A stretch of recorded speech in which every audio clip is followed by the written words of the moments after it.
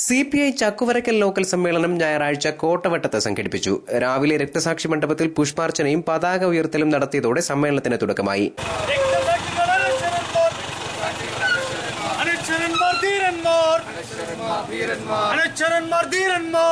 സമ്മേളനം CPI സംസ്ഥാന assistant secretary K Prakash Babu ഉദ്ഘാടനം ചെയ്തു.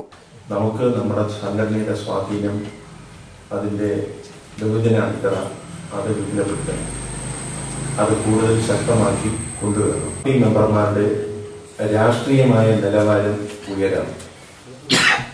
2, പാർട്ടി മെമ്പർമാരുടെ അതിന്റെ പ്രധാനപ്പെട്ട സെക്രട്ടറിമാർ ഉൾപ്പെടെയുള്ള ആളുകളുടെ, കമ്മിറ്റി അംഗങ്ങളുടെ സംഘടനാപരമായ നിലവാരം, അവരുടെ ബോധം അത് കുറച്ചുകൂടി വർദ്ധിക്കും. അങ്ങനെ രാഷ്ട്രീയ നിലവാരം ഉയരുകയും സംഘടനാ ബോധം കുറച്ചുകൂടി ഉയരുകയും ചെയ്യുമ്പോഴാണ് കമ്മ്യൂണിസ്റ്റ് പാർട്ടിക്ക് കുറച്ചുകൂടി ചലനം ഉണ്ടാവുന്നത്. അഖിലേന്ത്യാ കിസാൻ സഭ കുന്നിക്കോട് മണ്ഡലം സെക്രട്ടറി SM പൂക്കോയ തങ്ങൾ അധ്യക്ഷനായി. സ്വാഗത സംഘം സെക്രട്ടറി N രാധാകൃഷ്ണപിള്ള സ്വാഗതം പറഞ്ഞു.